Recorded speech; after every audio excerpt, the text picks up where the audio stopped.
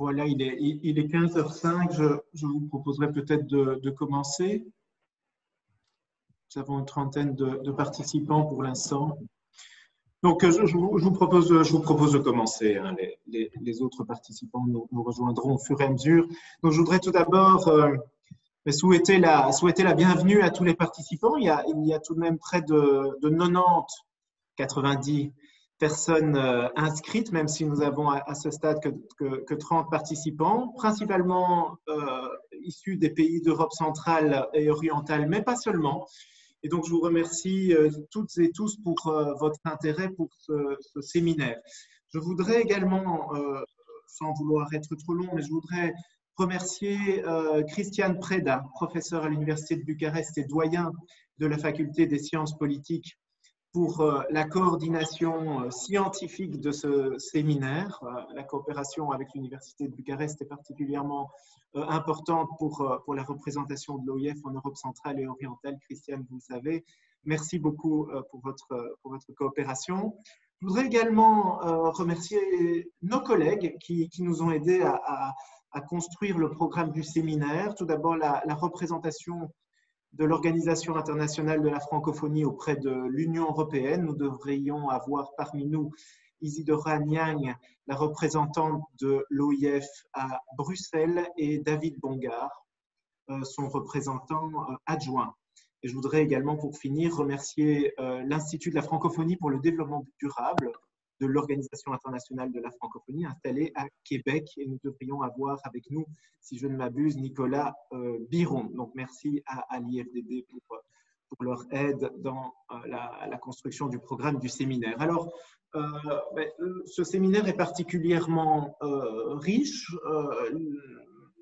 Les participants l'auront constaté. Nous avons 2 ateliers prévus ce jeudi 3 décembre. Un sur la politique européenne de voisinage, avec pour oratrice Madame Ruxandra Ivan, professeure à la Faculté des sciences politiques de l'Université de Bucarest, et un atelier sur les droits de l'homme et la démocratie, perspective francophone, avec la participation de Sergiu Mișcoiu, qui est professeur à la Faculté des études européennes de l'Université Babeș-Bolyai de Cluj. J'ai aperçu, je pense, Madame Ivan et Monsieur Mișcoiu dans les participants à cette cérémonie, à cette conférence inaugurale. Ce vendredi 4 décembre, nous avons 2 autres ateliers ainsi qu'une séance de clôture. Un atelier sur le travail d'un député européen, et là, c'est M. Cristian Preda qui va nous faire part de son expérience en la matière, puisqu'il a été député européen de 2009 à 2019, donc une expérience particulièrement intéressante, et nous aurons l'occasion d'en apprendre évidemment beaucoup. Et un autre atelier sur le développement durable, la perspective européenne et l'approche francophone, avec pour orateur Tunao Kiri, qui est le directeur adjoint de l'Institut de la francophonie pour le développement durable, et Natacha Zuinen, qui est la coordinatrice de la direction du développement durable du service public de Wallonie. Et enfin, une séance de clôture sur les enjeux du multilinguisme au sein de l'Union européenne, avec les participations de Cristian Preda et d'Olga Cosmidou. Olga Cosmidou est directrice générale de la DG Interprétation et Conférences au Parlement européen. Alors aujourd'hui, le thème de la conférence inaugurale, c'est l'élargissement de l'Europe, réalité et perspective. Et pour nous parler de ce thème, nous avons 3 intervenants de très haut niveau. Cristian Preda, d'abord, dont j'ai déjà parlé précédemment, qui est professeur à la Faculté des sciences politiques de l'Université de Bucarest depuis 1992. Pardonnez-moi, mesdames et messieurs les participants, je m'exprime avec le français de Belgique, et donc 1992-1992. Cristian est également doyen de la Faculté des sciences politiques de l'Université de Bucarest. Il a été secrétaire d'État à la francophonie entre 2005 et 2007. C'est dans ce contexte-là, cher Cristian, que nous avons l'occasion, le plaisir de nous connaître. Entre 2007 et 2009, conseiller présidentiel de Traian Băsescu et représentant personnel du président à la francophonie, au Conseil permanent de la francophonie, et de 2009 à 2019, je l'ai dit, député européen. Nous avons également parmi nous Anthony Todorov,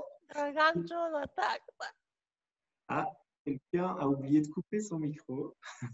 Oh, c'est pas moi. Voilà, je pense que c'est bon.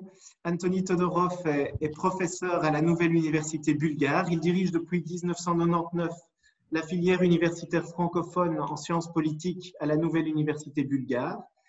Et il a une expérience politique également entre 2007 et 2012. Il a été conseiller du président bulgare Georgi Parvanov.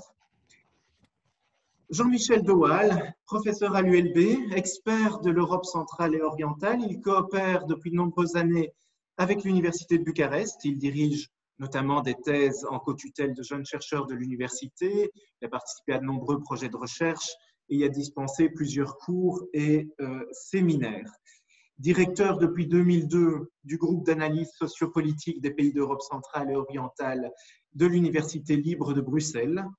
Et depuis 2006, il est également le directeur du Centre d'études de la vie politique, le CEVIPOL, de l'Université libre de Bruxelles. Voilà, chers participants et chères participantes, je ne serai pas plus long, je vais directement céder la parole à Jean-Michel Dewaal pour lancer cette conférence inaugurale. Jean-Michel, la parole est à vous. Voilà, merci, merci beaucoup pour l'invitation.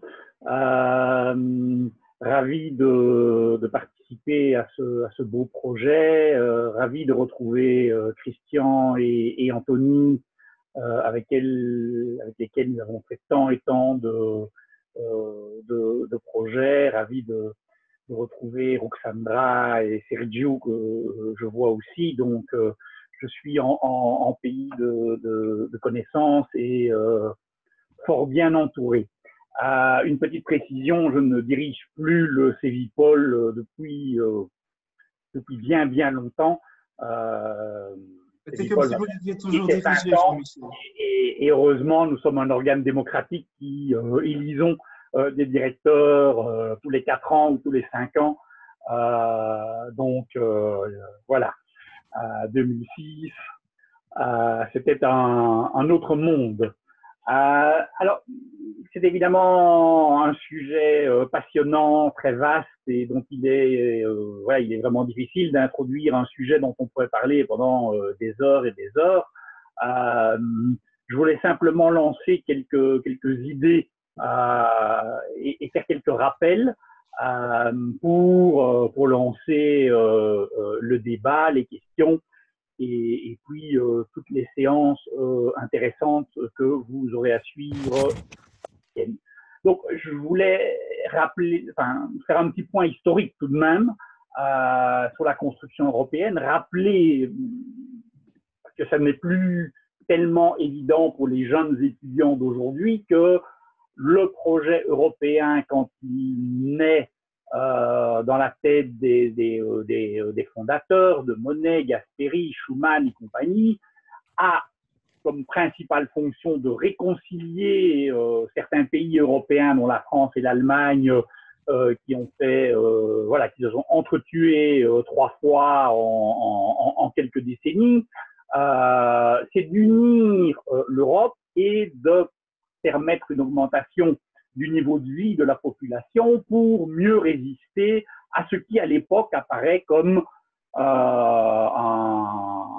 une poussée communiste qui semble irrésistible,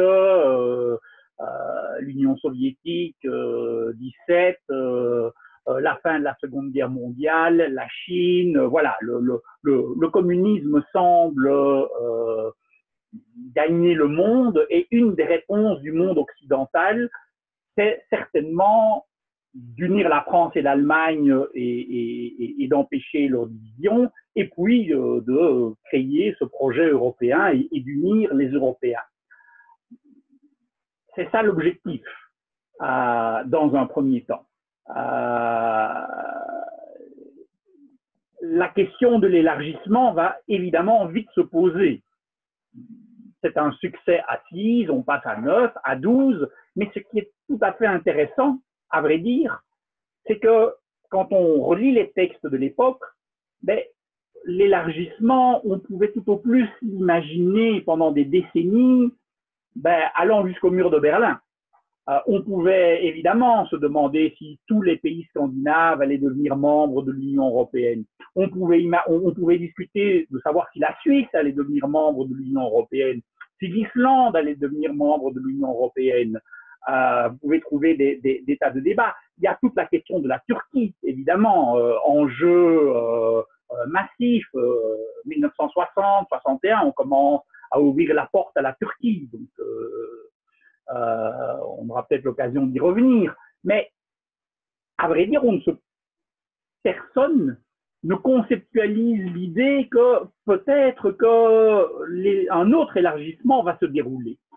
Et 1989, la chute des régimes communistes, c'est évidemment la victoire de l'Union européenne, le modèle d'économie sociale de marché très diversifié, mais ce modèle qui mêle capitalisme et démocratie libérale a donné de bien meilleurs résultats à tout niveau que la concurrence communiste. Il n'y a pas photo, il n'y a pas de discussion, je pense, à ce niveau-là. Mais si 1989, c'est la victoire du modèle, c'est aussi le début de la crise du modèle. Parce que, à vrai dire, le modèle est obligé de se poser une question dont chaque modèle a besoin, c'est quelles sont les limites de ce modèle. C'est-à-dire qu'à partir de 1989, l'Union européenne va être confrontée à une question qu'elle ne se pose pas en 87, qu'elle ne se pose pas en 85, et qu'elle ne se pose d'ailleurs même pas au début 89, c'est quelles sont les limites de l'Union européenne. Parce que si vous voulez créer un projet, un ensemble, il faut des in, il faut des out. Il faut pouvoir dire qui est dedans et qui n'est pas dedans. Et cette question est évidemment une question aujourd'hui encore absolument redoutable pour l'Union européenne et reste une question qui est évidemment tout à fait ouverte. On peut discuter de la Suisse, on peut discuter de l'Islande. C'est évidemment pas ça les questions. Mais la question de l'Ukraine est nettement plus difficile à résoudre. Que dire de la question de la Turquie. Donc, il faut bien, je pense, avoir cette perspective et se dire que la question des frontières de l'Union européenne a semblé être assez simple jusqu'en 89, est devenue redoutable après. Deuxième point que je voudrais très rapidement parcourir avec vous, de mon point de vue, refaire l'histoire n'a pas beaucoup de sens. Est-ce qu'il fallait élargir aussi rapidement? Bon, moi je suis entouré de collègues géniaux qui peuvent parler de tout. Je découvre tous les jours que mes collègues ont des compétences, même sur le virus ou sur les États-Unis ou sur le Japon que je découvre. Donc voilà, plus je vieillis, plus je deviens modeste. Mais je pense que c'est une question qui n'a pas de sens, à vrai dire. On ne peut pas refaire l'histoire. Et si la Roumanie était rentrée 5 ans plus tôt ou 5 ans plus tard, on ne saura jamais, ça n'a pas de sens, on ne peut pas prendre un laboratoire, on n'a pas coupé la Roumanie en deux en mettant une moitié de la Roumanie dans l'Union européenne à un moment et l'autre moitié à un autre pour pouvoir voir. Ça, c'est le genre d'expérience que l'on peut faire en physique, que l'on peut faire en chimie, on ne peut pas faire ça en sciences humaines, bien entendu. Donc, la réalité est ce qu'elle est et je pense qu'avec beaucoup de difficultés, je ne nie aucune des difficultés de l'élargissement, c'est un succès. C'est un succès avec des problèmes, mais il me semble que, à l'évidence, le niveau de vie de la population a nettement augmenté, que l'Union européenne a donné des moyens et continue de donner des moyens aux nouveaux entrants pour pouvoir développer les infrastructures. Bien entendu que ça pose énormément de difficultés. Sans doute que, et j'avais beaucoup à l'époque 2004, 2005, 2006, directeur du CEVIPOL, j'avais beaucoup à l'époque dit ici, bon, les gens étaient sourds, vous savez, l'Europe centrale ou les nouveaux entrants, ça n'existe pas. La Roumanie, c'est pas la Pologne. Et même déjà la Roumanie, c'est pas la Bulgarie. J'avais déjà beaucoup à l'époque insisté sur la diversité et évidemment les cas sont extrêmement divers. Mais voilà, je plaide, on peut en discuter selon l'idée, sous l'idée que l'élargissement est un succès retentissant dont malgré les difficultés que l'on connaît, il me semble qu'il est difficile de dire, et je pense qu'on n'en est pas assez conscient de ce succès. Troisième point, jusqu'où l'élargissement peut-il aller? Moi, il me semble qu'il y a une dynamique, une logique à évidemment élargir aux Balkans. Alors évidemment, il est impossible de pouvoir prédire, de donner une date. Qui pouvait prédire le 11 septembre? Personne. Qui pouvait prédire l'effondrement du mur de Berlin? Je l'ai déjà dit, personne. Quant au Covid, personne non plus. Donc, c'est extrêmement difficile.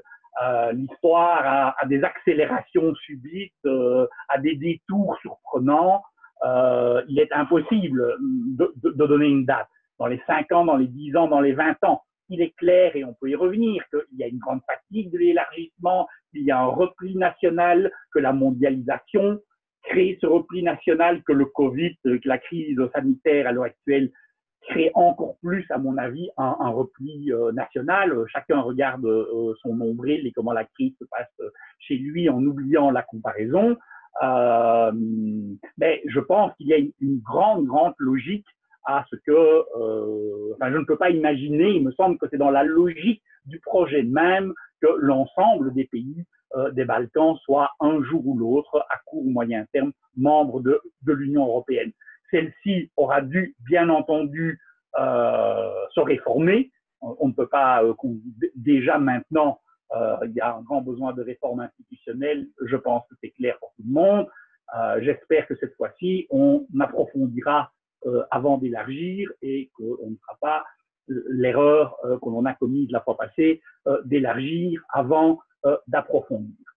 Alors évidemment, il y a les grandes questions et moi je suis de ceux qui plaident pour que l'on dise clairement qui est in et qui est out.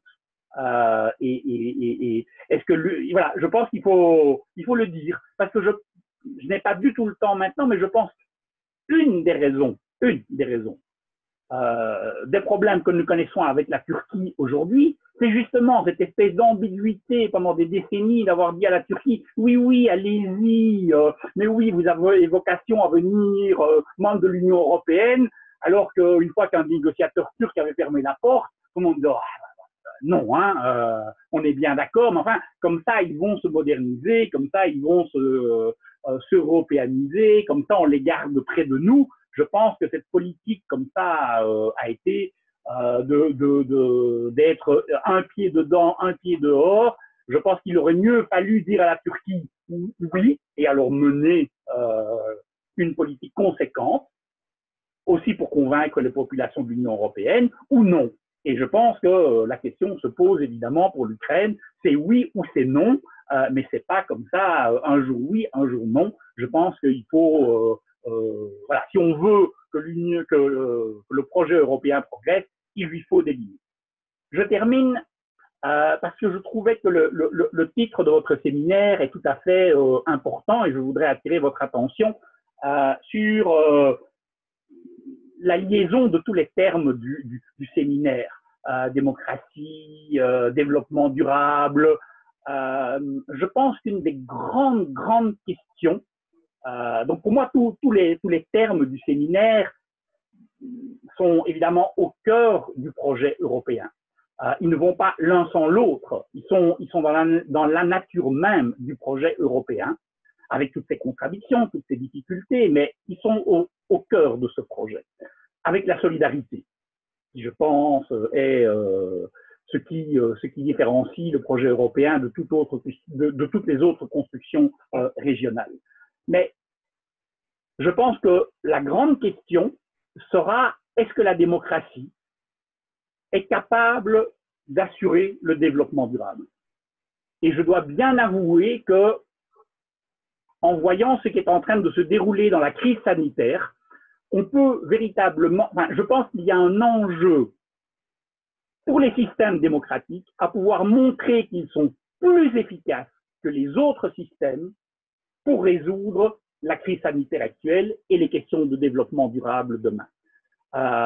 Et je ne suis pas certain, je ne suis plus certain aujourd'hui, si on se base sur l'expérience de la crise sanitaire, que la démocratie, telle qu'elle fonctionne aujourd'hui, ne sera pas concurrencée comme nous avons été capables de montrer la supériorité de notre système de valeurs et de notre système de démocratique et de respect des droits de l'homme dans le passé. Rien ne nous garantit qu'à l'avenir, nous serons encore capables de le faire. Je vois bien toutes les difficultés qu'ont nos démocraties pour résoudre la question sanitaire à l'heure actuelle. Les mesures qui doivent être prises, comme mettre un masque, que certains citoyens considèrent comme le début du totalitarisme, je pense que si on ne parvient pas à créer des consensus sur un certain nombre de mesures, y compris pour sauver la planète, y compris pour un développement durable, nous risquons d'avoir des graves difficultés, comme on le voit aux États-Unis à l'heure actuelle où le trumpisme n'est pas mort, et nous avons une concurrence terrible d'un modèle chinois qui semble montrer une efficacité redoutable pour résoudre un certain nombre de problèmes.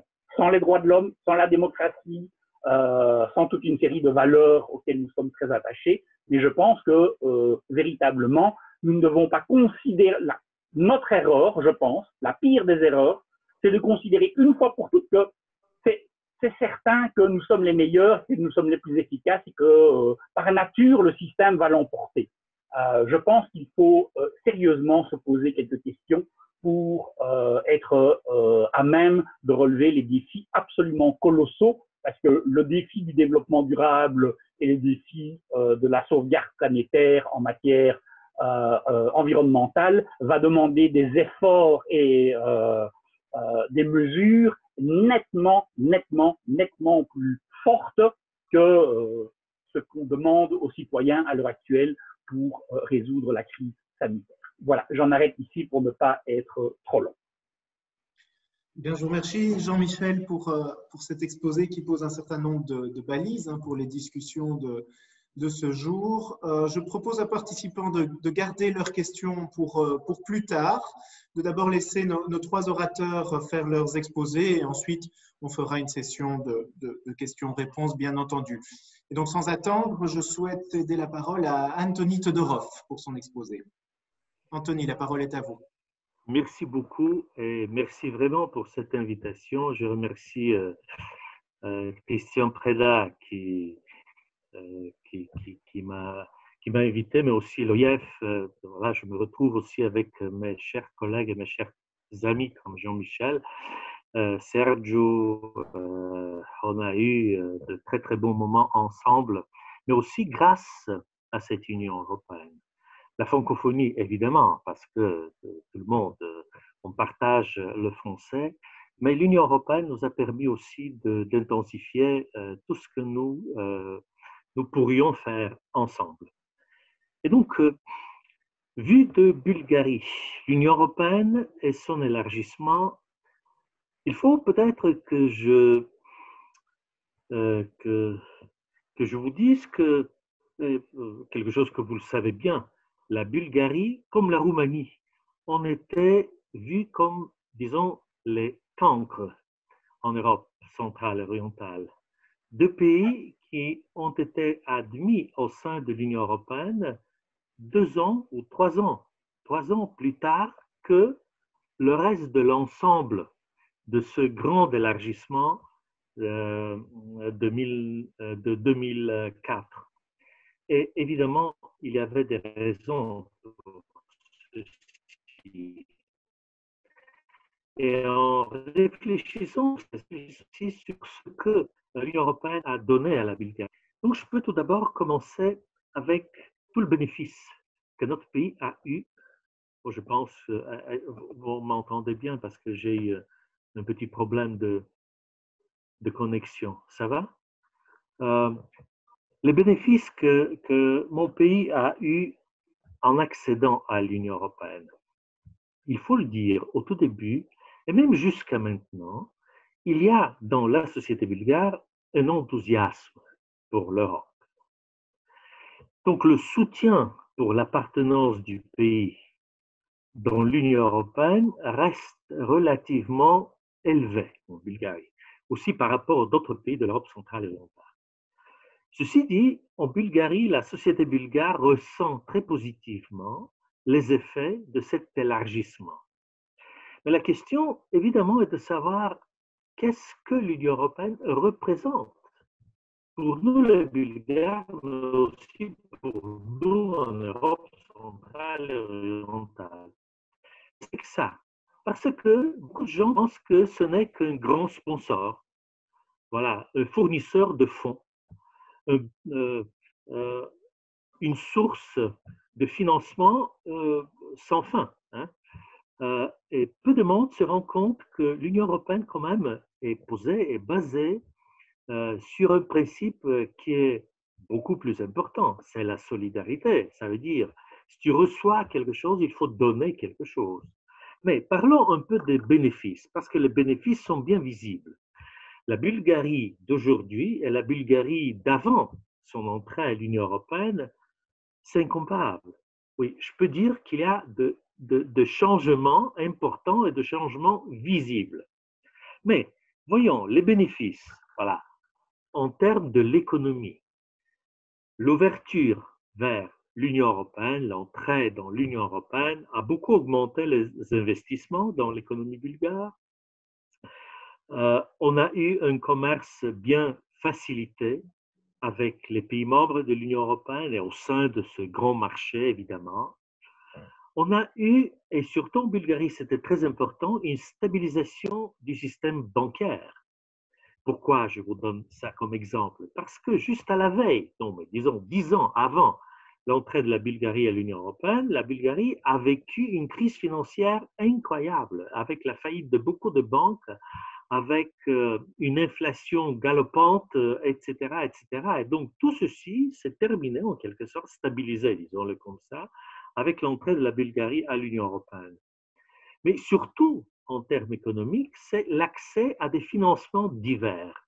Les fonds européens, les fameux fonds européens qui ont beaucoup aidé l'économie bulgare à se restructurer, à se développer, etc., etc. Donc, sur ce point, et surtout en agriculture, par exemple, dans aussi le développement de ce qu'on appelle les petites et moyennes entreprises, les fonds européens étaient absolument importants. Voilà. Mais surtout, ce qui est la visibilité de la présence de l'Union européenne en Bulgarie, c'est l'infrastructure et le développement régional. La construction de beaucoup de kilomètres, de centaines de nouveaux kilomètres de routes et d'autoroutes, par exemple.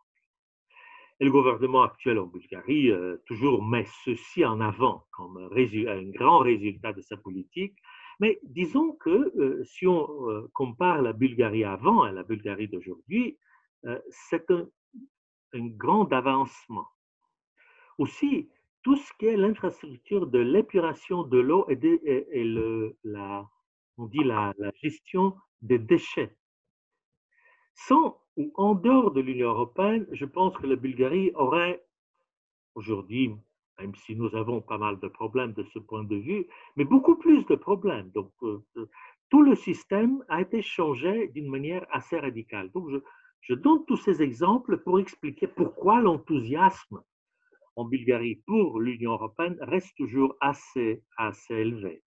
Puis, la construction de nouveaux aéroports et de ports, les villes et les villages qui ont changé leurs apparences, etc., pas seulement l'apparence, mais la façon de vivre, mais aussi des changements politiques. Disons que l'adaptation de la Bulgarie aux normes, aux règles de la démocratie libérale et de l'état de droit tel qu'il existe comme principe, mais comme pratique aussi dans l'Union européenne, a produit quand même beaucoup de changements positifs, je dis. Donc, ceci dit, l'Union européenne a été vue par la société bulgare comme un acteur extérieur qui est un grand support, une grande aide pour ces changements positifs, économiques et politiques, mais aussi des changements sociaux, parce que l'Union européenne est toujours vue comme une alliance des pays où le système socio-économique est un système de l'État social, beaucoup plus que dans les autres parties du monde. Voilà. Mais une autre façon de voir ces bénéfices est de discuter le prix de ces bénéfices. Qu'est-ce qu'on devrait faire ou ne pas faire? Qu'est-ce qu'il fallait changer dans cet enthousiasme un peu naïf au début? Mais naïf, quand je dis, c'est parce que l'adaptation de la société bulgare à toutes ces règles européennes, c'est du tout. Il y avait des contradictions, mais il y avait des intérêts particuliers qui essayaient d'attirer, si vous voulez, cette aide extérieure vers des fins absolument privées. Voilà. Et donc, tout d'abord, le grand prix de ces bénéfices, c'est évidemment d'accepter un mécanisme, j'aurais dit en principe, de monitoring et de contrôle extérieur. Donc, au sein de l'Union européenne, les Bulgares ont commencé à comprendre que, comment dire, on ne peut pas, comme disent les Français, avoir en même temps le beurre et l'argent du beurre. Voilà. On ne peut pas avoir tellement de bénéfices du côté de l'Union européenne sans en même temps accepter de se soumettre à un certain nombre de règles, à un certain monitoring du respect de ces règles. Puis, la question ici était posée de la volonté à répondre aux, si vous voulez, exigences qui allaient ensemble avec ces bénéfices. Par exemple, les exigences autour de l'usage des fonds européens. On dit fonds européens comme si quelque chose d'extérieur et presque sans fin arrive dans le pays. Et peu de gens se rendent compte que ces fonds européens, mais c'est l'argent public de l'Europe, c'est l'argent des contribuables européens. Et que ces contribuables européens, évidemment, aimeraient bien savoir à quoi ça sert et comment sont utilisés ces fonds européens. Donc, en parlant de cette volonté à répondre à ces bénéfices, il faut évidemment parler de la solidarité au sein de l'Union européenne. Vous recevez quelque chose, il faut donner quelque chose aussi. Sinon, ça ne peut pas marcher. Et les Bulgares commencent de plus en plus à se rendre compte qu'on ne peut pas regarder l'Union européenne comme le grand sponsor du pays jusqu'à la fin du monde.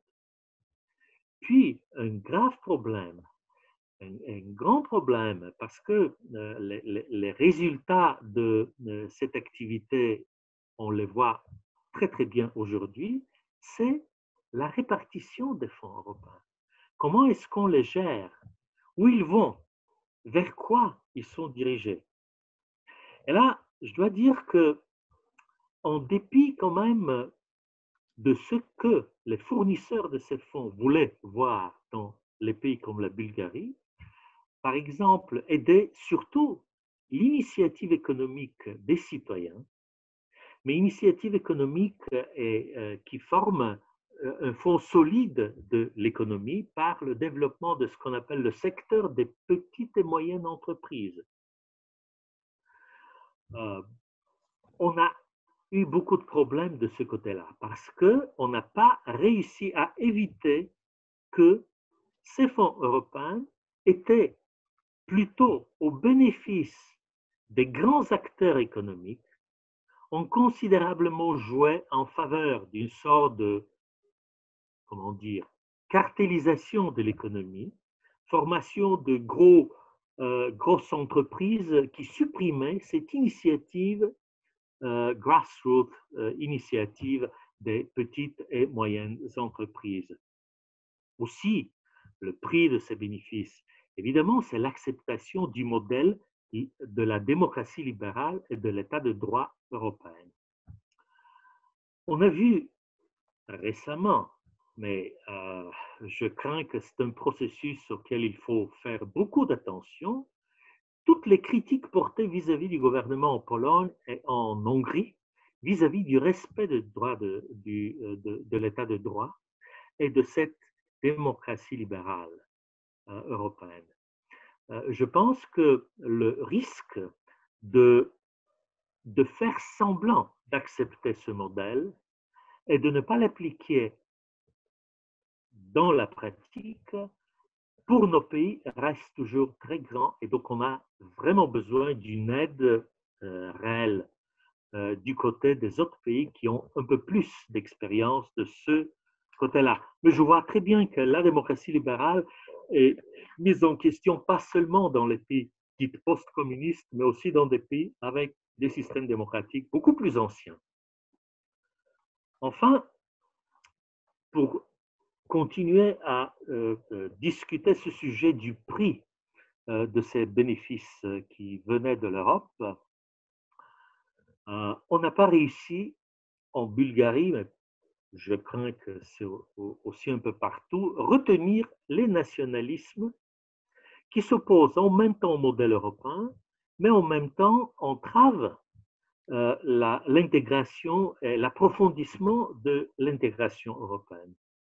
Nationalisme du genre qu'on a vu récemment avec la position du gouvernement bulgare vis-à-vis de l'accès de la République de la Macédoine du Nord en Union européenne, le début des négociations. Cette position gouvernementale qui était fortement et qui est fortement influencée par la présence au sein du gouvernement nationaliste, je peux dire populiste nationaliste. Et donc, cette présence a produit ce genre de comportement qui va à l'encontre de l'idée européenne, de mon avis. Puis, pas dans tous les pays comme la Bulgarie, mais aussi en Europe centrale et orientale, on n'a pas su retenir un nouveau conservatisme qui s'oppose à cette démocratie libérale. Vous voyez tout le débat en Pologne au sujet de la liberté de l'avortement, mais en Bulgarie, il y a aussi pas mal de voix qui se lèvent dans cette direction. Donc, on assiste à une véritable vague ultra-conservatrice, vraiment qui fait remonter des sujets qu'on a pensé avoir déjà dépassés depuis très longtemps. Genre, mais on parle chez nous de la famille traditionnelle chrétienne. Dans quel sens traditionnelle chrétienne? Ceux qui le disent ont la difficulté de l'expliquer vraiment, beaucoup de mots, mais déjà l'expression est très parlante. Mais ces deux tendances, nationalisme plus ultra-conservatisme, produisent, et ça c'est un des grands défis politiques dans nos pays, des tendances fascisantes, de véritables tendances fascisantes qui ont le potentiel de détruire le sens même de l'existence de l'Union européenne. Mais je pense m'arrêter à ce point pour laisser un peu plus de temps à la discussion maintenant. Merci. Je vous remercie, Anthony, pour cet éclairage sur les conséquences et les défis aussi de l'adhésion de la Bulgarie à l'Union européenne. Je cède à présent la parole à Christiane Preda. Merci infiniment. Je suis content de participer aujourd'hui à cet échange et puis d'une manière plus générale aux journées organisées par l'OIF. Merci à M. Samson pour m'avoir associé à ce travail d'organisation de ce stage. Merci à vous, Eric Popp. Je suis content de vous retrouver ici comme représentant de l'OIF à Bucarest pour la région. Merci aux participants qui viennent des différents pays d'Europe, de l'Union européenne, et je veux dire également de l'extérieur de l'Europe. On discute de l'élargissement et je voudrais soulever 2-3 points à la suite des interventions de Jean-Michel de Waal et d'Anthony Todorov. J'ai l'avantage de parler après eux, donc ils ont déjà couvert une bonne partie de questions. Et je vais en profiter pour accentuer certains points. Nous sommes effectivement devant une problématique extrêmement riche, mais il faut ajouter devant l'une des politiques les plus réussies de l'Europe. Ce qu'on dit d'habitude, c'est que l'élargissement, c'est un fait, c'est visible pour tout le monde, c'est une réalisation. Et certains osent dire que c'est la politique la plus réussie de l'Europe. Il y a des hauts et des bas sur chacune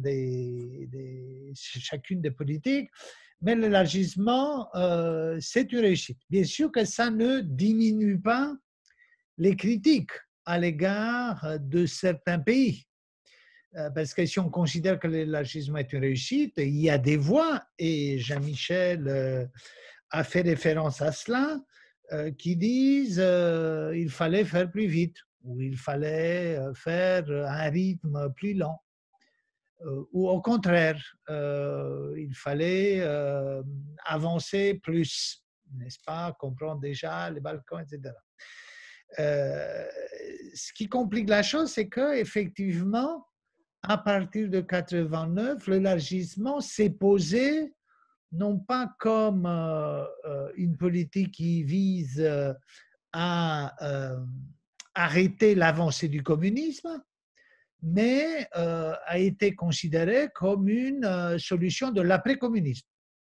Et dans nos pays, la Bulgarie comme la Roumanie, l'Europe, l'entrée en Europe, comme d'ailleurs l'adhésion à l'OTAN, c'était une manière de modernisation des sociétés. Ce qui a fait que l'élargissement a été embrassé chez nous, applaudi presque consensuellement, c'est ce simple fait. L'élargissement était vu comme une solution de modernisation. Et il faut dire que dans le cas de la Roumanie, mais il y a aussi d'autres pays d'Europe centrale et orientale, ça continue une tradition qui vient du 19e siècle en principe, quand la modernisation a été vue comme une occidentalisation. Et comme l'Europe unie en 1989, c'était l'Europe occidentale, ce qu'on appelle l'Europe occidentale, cette voie de l'occidentalisation a été en quelque sorte, comment dirais-je, assumée sans problème comme une sorte de retour à ce qui se passait dans nos pays avant la Deuxième Guerre mondiale. Donc avant même que l'Europe institutionnelle existe. C'est ça le point qui a fait qu'il y a eu un large consensus dans nos pays. Et parce que j'ai mentionné cela, la question du consensus, comment dirais-je, de l'approche sans faille, il faut dire que dans le cas de la Roumanie, le pays que je connais le mieux, comme on dit en Europe, on n'a pas fait de référendum quand il s'est posé la question de l'adhésion, de l'entrée en Europe. La plupart des pays d'Europe centrale orientale, et Jean-Michel de Waal a dirigé un ouvrage là-dessus, ont organisé des référendums. Nous n'avons pas organisé de référendum parce que, comment dirais-je, le taux de soutien de l'entrée était tellement haut qu'on s'est dit,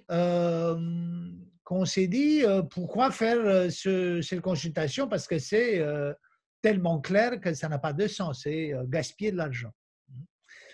De l'autre côté, c'est vrai que dans les sociétés où on a fait des référendums, on a pu poser d'une manière critique des problèmes qu'on s'est posés nous après avoir entré. Et donc, maintenant, si quelqu'un me demande est-ce que c'est mieux de faire un référendum sur l'entrée, même si comme Jean-Michel, je suis un supporter de l'élargissement, je me dis il vaut peut-être mieux organiser des référendums parce que ce sont des occasions de débat, ce sont des occasions on peut faire la pédagogie de l'Europe, on peut expliquer ce que ça veut dire, ce que ça représente en termes non seulement de ressources, comme disait très bien Anthony Todorov, mais aussi comme en termes d'efforts,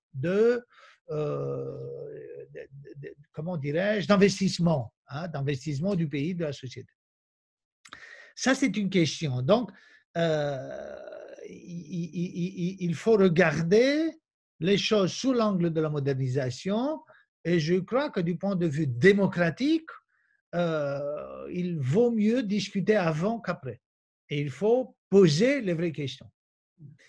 Ça, c'est le premier point. Deuxième point, je veux soulever, parce qu'on est beaucoup, on est ici dans un milieu sciences politiques, je vais attirer votre attention sur le fait que l'élargissement de l'Europe, depuis 1989, a soulevé un problème politique extrêmement intéressant, qu'on n'a pas eu avant, et qu'on n'a pas deviné au début et même au moment de l'entrée de tous ces pays. C'est la question du rapport entre la démocratie et l'état de droit. Avant l'entrée des pays d'Europe centrale et orientale en Europe, on considérait que la démocratie génère l'état de droit et qu'il n'y a pas d'état de droit sans démocratie. Ça, c'est, j'allais dire, la forme la plus caricaturale des thèses qu'on avait embrassées. Et donc, quand on a formulé les critères de Copenhague en 1992, quand on préparait en fait l'élargissement, ces choses-là allaient ensemble. Démocratie, état de droit, ça va ensemble. On ne peut pas imaginer une démocratie sans état de droit et on ne peut pas imaginer un état de droit sans démocratie. Or, ce qu'on voit après l'entrée des pays d'Europe centrale et orientale en Europe, après 2004, 2007, avec la deuxième partie de cette grande vague, c'est qu'il peut y avoir des démocraties où l'état de droit vacille, où l'état de droit est mis en question. Et ça fait, c'est le grand débat, j'allais dire, politique en Europe maintenant.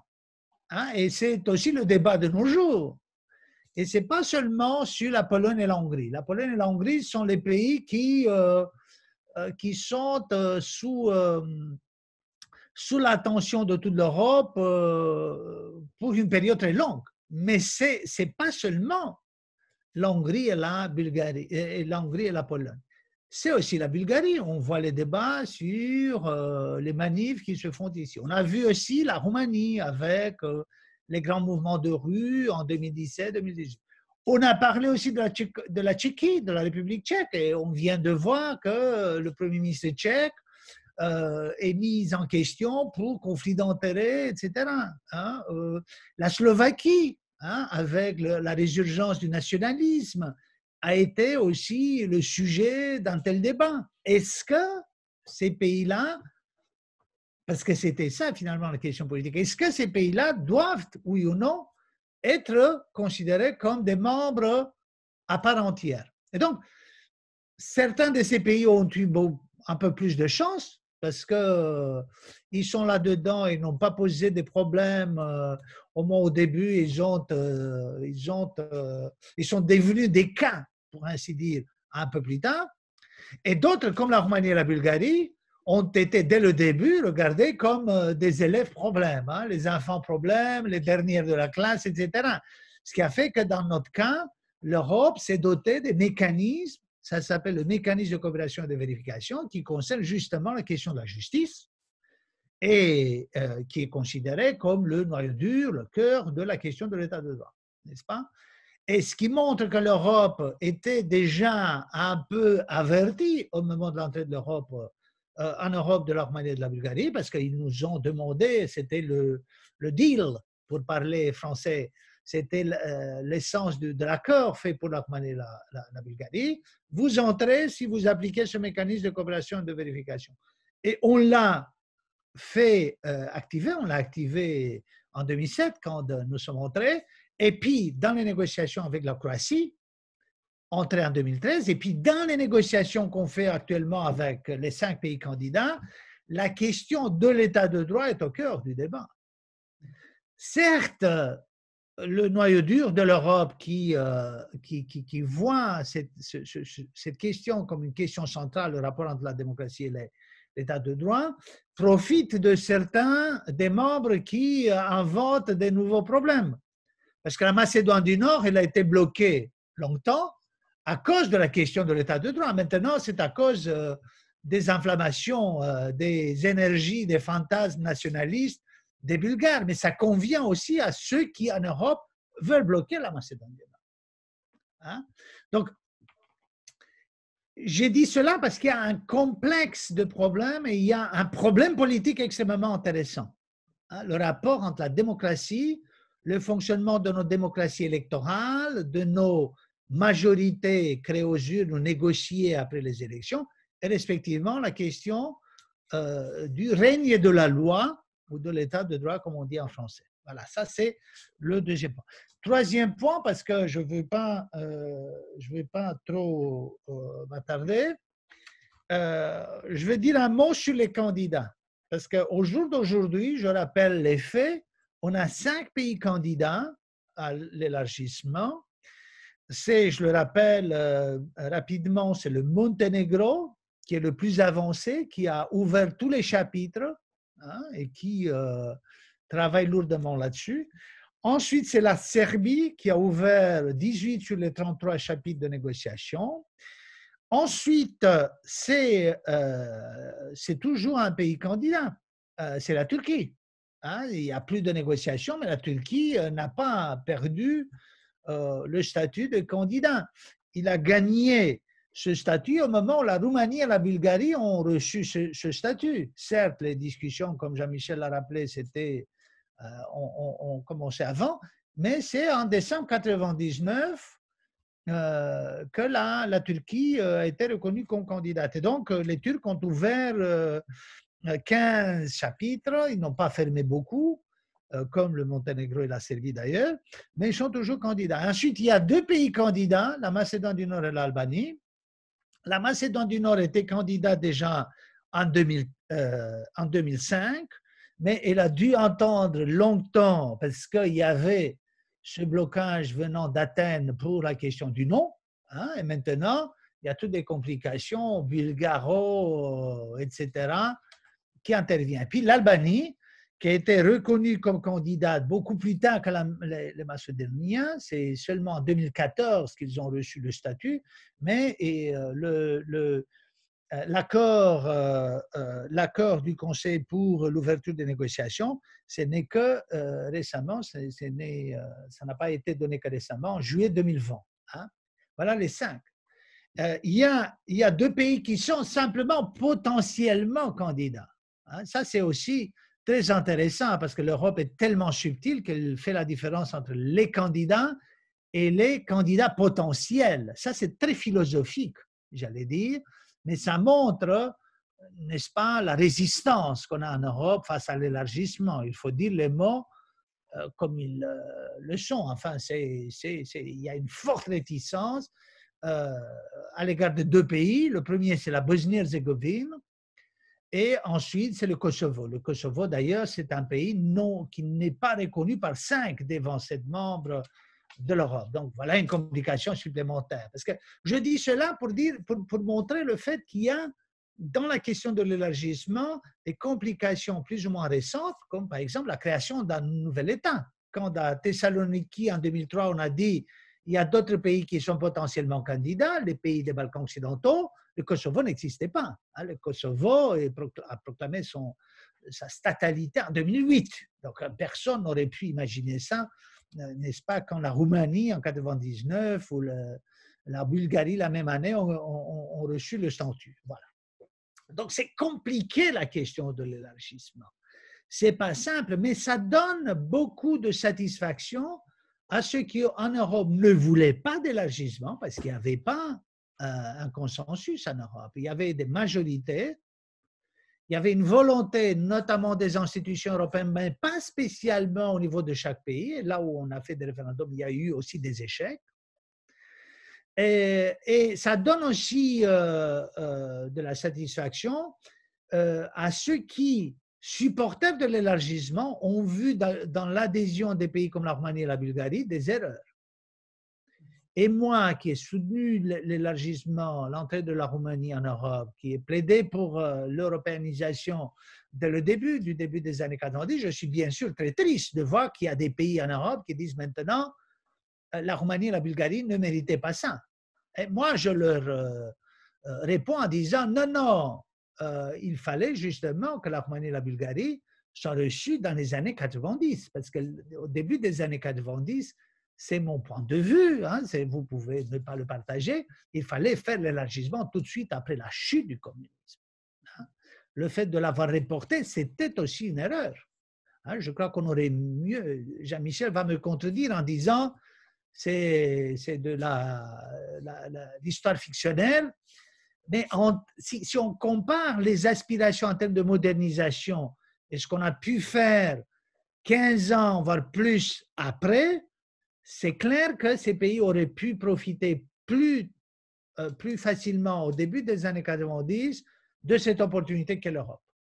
Et je crois que c'était une erreur de retarder cela, parce qu'on a généré des problèmes supplémentaires. Et donc, entre autres, cette question du rapport entre la démocratie et l'état de droit. Je termine en disant qu'il y a beaucoup d'illusions dans ce processus. Hein, il y a de la fatigue, il y a des erreurs de calcul, de calendrier, mais il y a aussi des illusions, et c'est tout à fait normal qu'il y ait des illusions, parce que la politique, c'est aussi des illusions. L'une des illusions qu'on cultive en Roumanie, c'est qu'il serait possible de connecter la République de la Moldavie au cas des Balkans occidentaux. On s'est donné cette illusion tout de suite après notre entrée. Et on est 13 ans plus tard, on voit que c'est impossible, mais on continue à entretenir cela.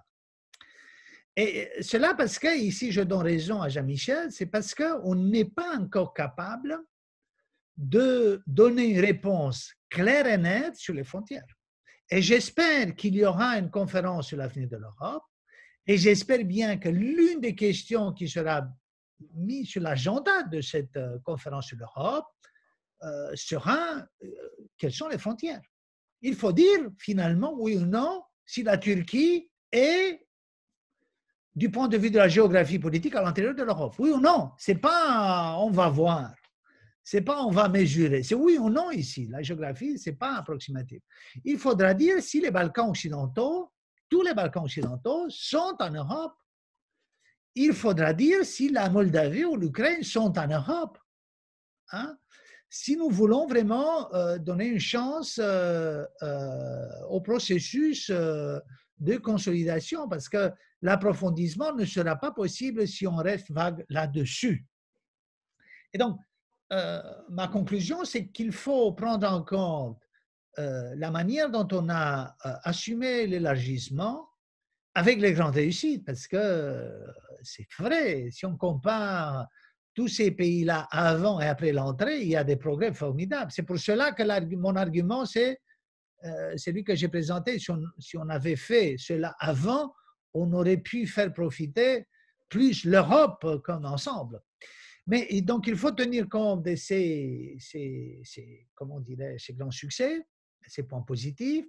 Il faut tenir compte, il faut prendre en compte les différentes erreurs qui ont été faites et voir des mécanismes pour éviter cela. Et puis, il faut prendre en compte aussi nos illusions et les mots. Comment museler un peu, si c'est possible. Enfin, c'est un peu. Voilà, je m'arrête ici. J'espère qu'on aura un peu le temps d'échanger avec des questions. Voilà. Mais, merci, cher Christian, pour cet exposé. On sent qu'il y a une question qui revient dans les trois exposés d'aujourd'hui, c'est la question de l'état de droit, hein, qui est vraiment au cœur de notre conférence et de l'évolution de l'état de droit au sein du contexte européen. Nous sommes parfaitement dans les temps, il est 16h04, nous avons encore 25 minutes pour des questions des participants. Donc, si certains participants souhaitent prendre la parole et poser des questions à nos orateurs, ils sont les bienvenus. Donc, vous pouvez vous manifester. Par écrit ou en prenant le micro. Voilà. Je ne vois pour l'instant pas de main levée. Emmanuel, est-ce que vous pouvez me confirmer ça, que personne ne demande la parole pour l'instant? Pas encore, non. Pas encore. Bon, peut-être pour lancer la discussion, Anthony, Jean-Michel, est-ce que vous voulez peut-être ajouter quelque chose suite à l'exposé de Christian? Mais assez brièvement. Anthony, il faut rallumer votre micro. Oui, mais assez brièvement. Assez brièvement, au sujet des perspectives de l'élargissement. Vous savez, il y a un gros débat maintenant en Bulgarie au sujet de la République de Macédoine du Nord. Je suis d'accord avec Christian quand il dit, évidemment, là, il y a les mêmes problèmes qu'on avait en Bulgarie, en Roumanie, avec l'état de droit, etc. Mais dans ce cas-là, je pense que la mobilisation nationaliste des deux côtés, d'accord, pas seulement en Bulgarie, mais aussi en Macédoine, a joué son rôle et ceci peut vraiment saper beaucoup, pas seulement l'élargissement, mais tout le projet européen.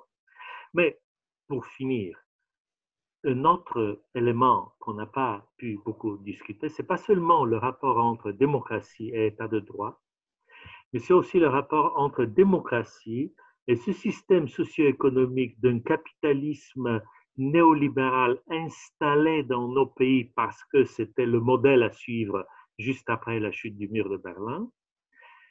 Je trouve là une contradiction importante. Parce que d'un côté, ce capitalisme néolibéral a créé beaucoup d'inégalités dans les sociétés, et de l'autre côté, l'instauration de la démocratie libérale qui, exactement le contraire, exige une liberté, pas seulement une liberté, mais aussi une égalité entre les citoyens. Et là, je trouve que c'est un sujet intéressant à débattre. Pour réagir, donc, je partage le point de vue d'Anthony. Je pense que il y a plusieurs nœuds aujourd'hui. Il y a le nœud de la question sociale, qui, je pense, est une question pour toutes pour la planète entière, mais pour l'Union européenne, je pense que la question sociale est au centre, doit être au centre de l'attention. Le vote pour les partis d'extrême droite ou populistes, appelés comme vous le voulez, sont des questions sociales. On le voit ailleurs aussi, donc je pense que l'Europe le comprend de mieux en mieux. Mais voilà, il y a déjà eu une crise financière en 2008. On a dit on a compris le message, attention, et puis on ne semble pas tellement avoir beaucoup compris les choses. Une fois qu'on a eu l'attention détournée, hop, les mêmes tendances ont repris le dessus. Mais pour moi, il y a une autre question, c'est vraiment la question des états de droit. Et je m'inquiète devant une espèce de montée de culturalisme selon lequel, comme ça, ben oui, mais que voulez-vous, il y a des traditions différentes. Et alors, alors, évidemment, l'Europe est très diverse. Évidemment, l'Espagne, la Suède, la Roumanie et la Pologne n'ont pas la même histoire, c'est pas les mêmes empires, pas le même rapport à l'État, pas le même rapport à la religion. Il y a plein de différences. Mais enfin, entre le Texas du Nord et le Texas du Sud, il y a aussi beaucoup de différences. Et je vous prie de croire qu'à Bruxelles, entre Woluwe et Molenbeek, il y a aussi beaucoup de différences. Et d'ailleurs, il y a beaucoup de différences entre les gens qui habitent à côté de chez moi et chez moi. Donc, on peut toujours trouver des différences absolument partout. Et je trouve extrêmement dangereux ce discours, parce que je pense que si l'Union européenne doit s'accrocher à quelque chose, mais je répète ça aussi depuis des années, c'est cette question de l'état de droit. Pour moi, et enfin, Christian sait cela depuis longtemps, parce que quand il était député européen, chaque fois qu'on se voyait, je lui disais et Orban, et Orban, et Orban, et le PPE, et Orban, et le PPE, et le pauvre Christian devait essayer de trouver un équilibre. Mais voilà, moi je pense qu'il n'y a pas comme ça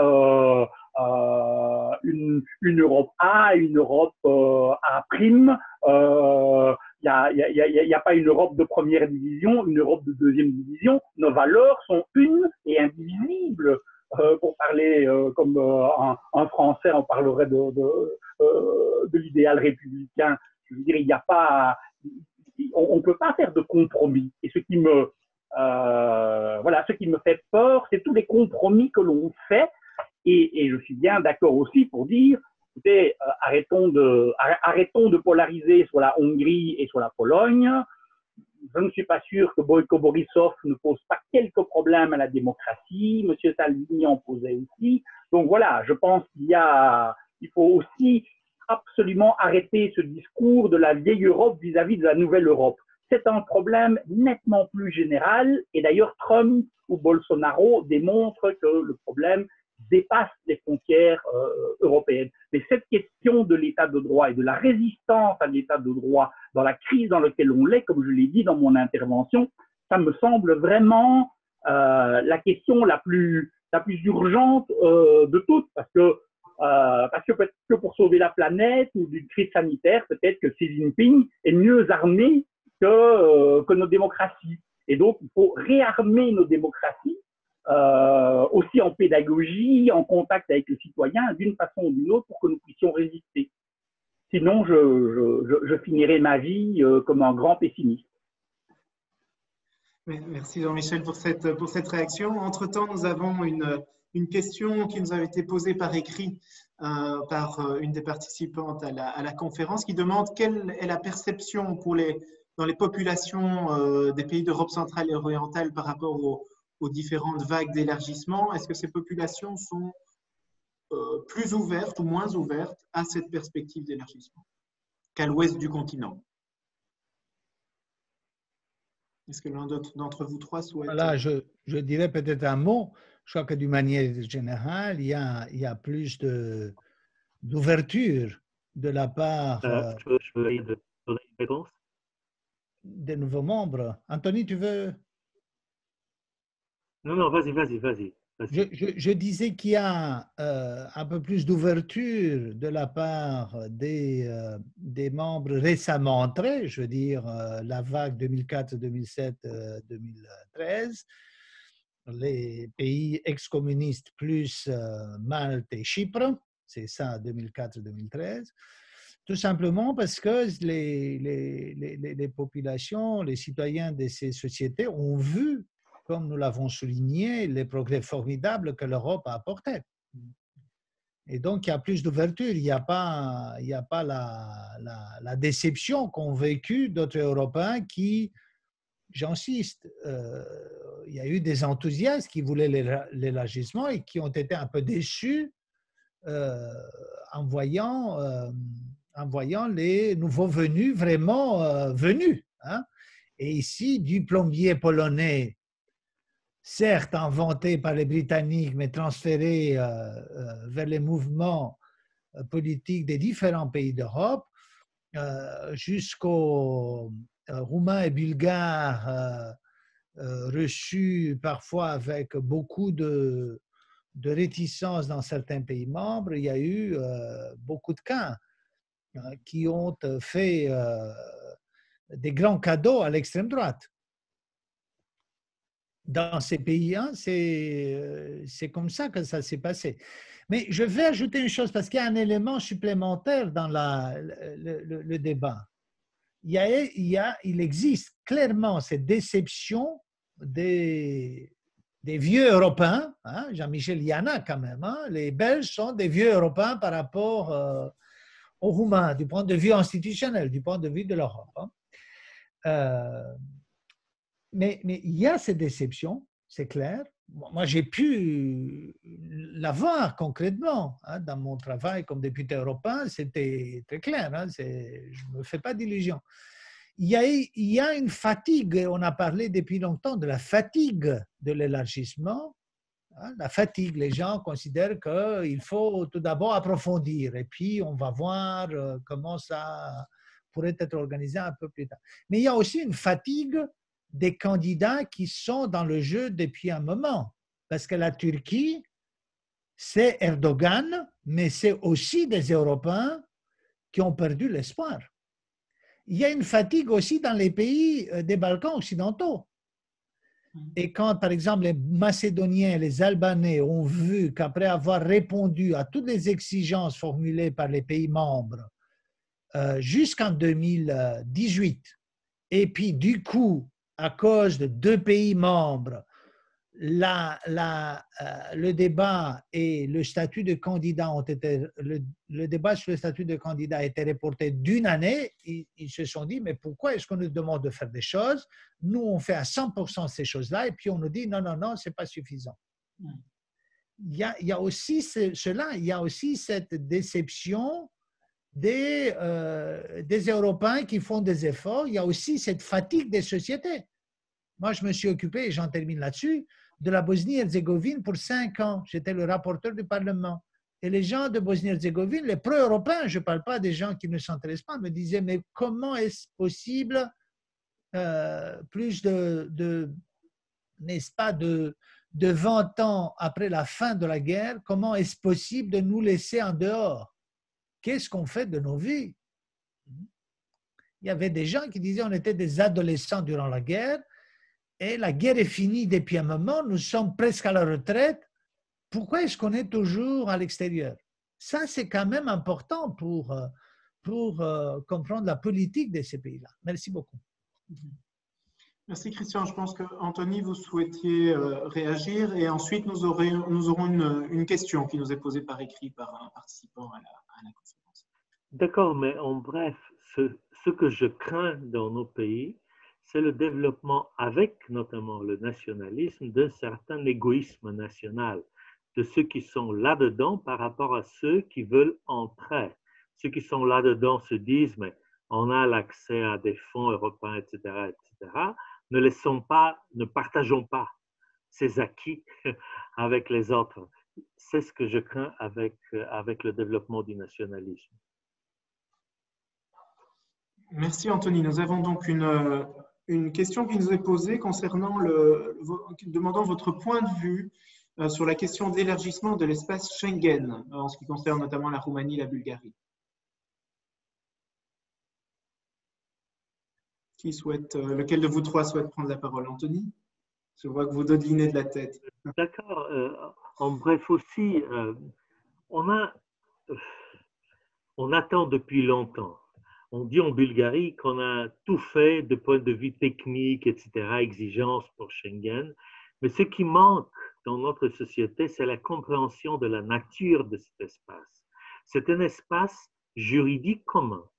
Ce n'est pas justement un espace où il n'y a pas de contrôle de frontières.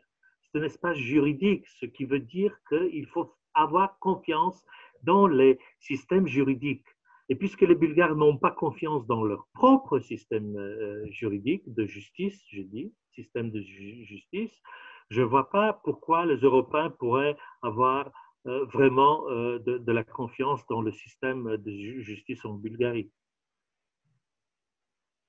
Maintenant, si je peux ajouter un mot, je pense que c'est devenu aussi une question de politique intérieure dans la vieille Europe. C'est-à-dire que c'est compliqué pour Emmanuel Macron de rentrer en disant voilà, Schengen sera élargi à la Roumanie et à la Bulgarie. Il va se faire attaquer par ses populistes chez lui. Madame Merkel se fera attaquer par la FUD et c'est ça la problématique évidemment, c'est quand ce genre de questions et ça tient évidemment un peu du fantasme, parce que je suis tout à fait d'accord avec ce que dit Anthony. Si les Bulgares n'ont pas confiance dans leur système, pourquoi voudrait-on que les Européens aient confiance dans leur système? Enfin, je voudrais bien que l'homme de la rue qui ne veut pas que la Roumanie et la Bulgarie rentrent dans Schengen me donne une explication concrète de pourquoi il refuse la Roumanie et la Bulgarie dans Schengen, dont il ne connaît les choses que dans un aéroport en voyant Schengen ou non Schengen, vous allez à gauche, vous allez à droite. Donc ce refus est un peu fantasmagorique aussi. Il y a un peu un côté de fantasme sur ce qu'est Schengen. Mais voilà, chers amis, n'oublions pas que les populistes hollandais ont réussi à faire voter des référendums sur l'Ukraine où on se demande bien ce que les Pays-Bas, que le citoyen hollandais, tous les jours, a pour ou contre l'Ukraine, qu'est-ce qu'il connaît de l'Ukraine. Hein. Donc, c'est l'importation fantasmée de toute une série de questions qui, évidemment, polluent le débat. Et là, bon, le besoin de pédagogie est immense, mais il faut bien dire que les médias qui courent après l'audience, qui réduisent leurs émissions pour essayer de faire de plus en plus du réseau social et des petits clips de 2 minutes, c'est toute la difficulté. Nous sommes dans une époque où nous avons très très peu de temps, il faut aller très vite, il faut dire tout sur TikTok en 1 minute, et donc c'est évidemment plus facile pour un populiste de dire comment résoudre le problème du chômage. Eh ben c'est facile, on met tous les étrangers à la porte, il a besoin de 20 secondes. L'homme politique rationnel et démocrate a besoin de 10 minutes, un quart d'heure pour son plan. On ne laisse plus 10 minutes, un quart d'heure et on dit tout de suite, voilà, allez-y, allez-y. Donc on a la temporalité et les effets des réseaux sociaux et l'accélération de notre époque pose, je pense, un vrai problème à la démocratie. Trouver un éditeur aujourd'hui qui veut bien encore sortir un livre de 400 ou 500 pages, ça devient quasi impossible. Ce qu'on vous demande, c'est de faire des brochures de 60 pages. Ben oui, ben pour décrire des grands problèmes de notre époque, 60 pages, voyez-vous, c'est un peu court, surtout si vous voulez rentrer dans l'histoire et dans la complexité des problèmes. Donc je pense vraiment qu'on a là une difficulté, que cette accélération temporelle, ce temps qui se réduit, est évidemment du pain béni pour le complotisme, pour le populisme, parce que ce sont des idées simples qui peuvent évidemment s'exprimer simplement, alors que nous sommes dans une époque qui est justement marquée par la fantastique complexité. Christiane, une réaction? Oui, j'ajouterais un mot. Jean-Michel a raison de dire que la question Schengen est devenue un point sur l'agenda des pays comme les Pays-Bas ou l'Allemagne, etc. C'est vrai aussi, en même temps, que cela est dû au fait qu'en Roumanie et en Bulgarie, parce que c'est ça la question, pourquoi est-ce que la Roumanie et la Bulgarie ne sont pas des pays Schengen, les gouvernements successifs n'ont pas été capables de répondre aux exigences qui n'étaient pas techniques, mais politiques, liées à l'indépendance de la justice. C'est vrai qu'il n'y a pas eu de consensus là-dessus et que même à partir du débat sur Schengen, on est arrivé à avoir des tensions politiques très fortes et même des gouvernements qui ont dit nous avons tout fait, on ne fait plus rien, on attend le coup de fil qui nous invite. On s'en fout. Ou en même temps, on a développé des fantasmes et des délires, comme par exemple en Roumanie, on dit les Pays-Bas sont contre l'entrée de la Roumanie parce que si la Roumanie entre dans l'espace Schengen, le port de Constanța va éclipser Rotterdam. Hein, je veux dire, c'est n'importe quoi. Parce que les populismes, ce n'est pas seulement stimulé par des thèmes comme ça aux Pays-Bas ou en France ou en Allemagne avec Alternative für Deutschland ou ailleurs. Le populisme est aussi stimulé dans nos pays. Hein, et c'est comme ça d'ailleurs que le consensus d'il y a 15 ans sur l'Europe a été fortement diminué. Hein, maintenant, on n'est plus à plus de 80% de soutien pour l'Europe, pour l'Union, mais on est un peu autour de 55-60%. Hein, ça a beaucoup diminué parce qu'on a fabriqué toutes ces choses-là. Merci, Christian. Voilà, Anthony ajoute, ça sera Varna et pas Constanța. Voilà. Est-ce qu'il y a l'un de nos participants qui souhaite prendre la parole pour une question ou même la poser par écrit? Tout est possible. On a encore un peu de temps, on a 5 minutes, mais on peut déborder aussi si vous le souhaitez, bien entendu.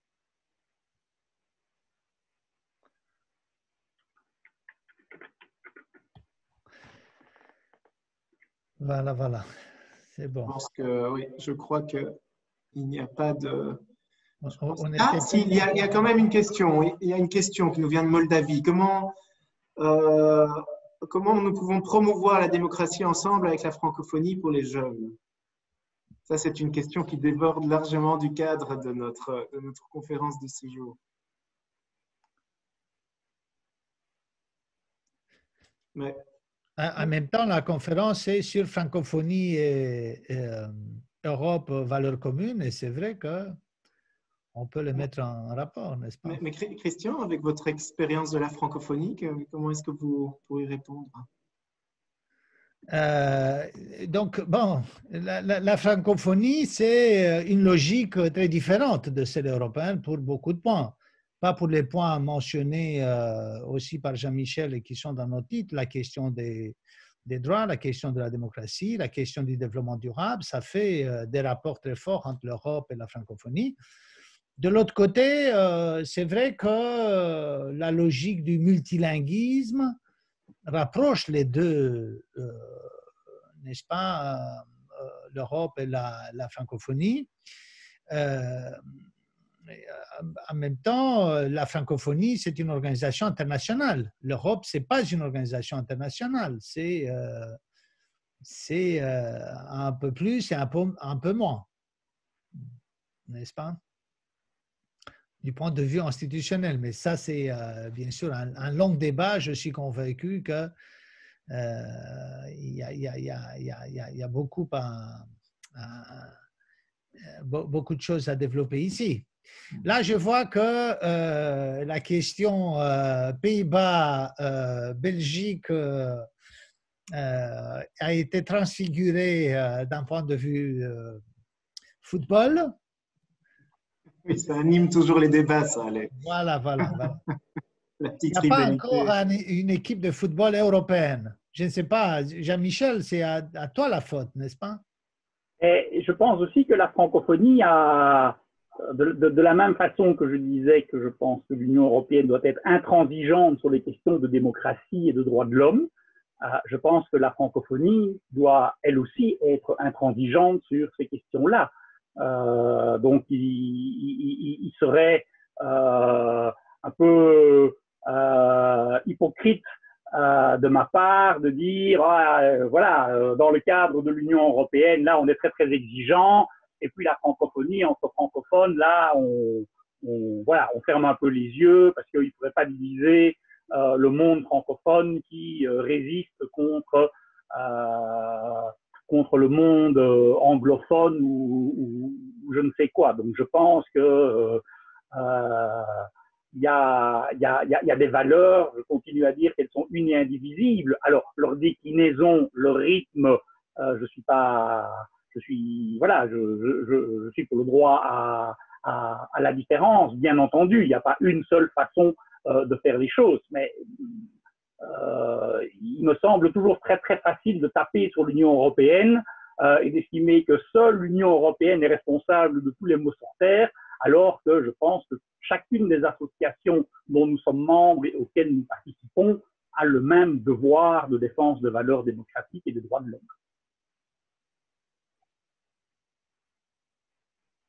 Je regarde s'il y a d'autres questions. Je n'en vois pas pour l'instant. Et nous sommes en principe arrivés au bout de la conférence puisqu'il est 4h30. Donc, à moins d'une question posée là in extremis, que je ne vois pas.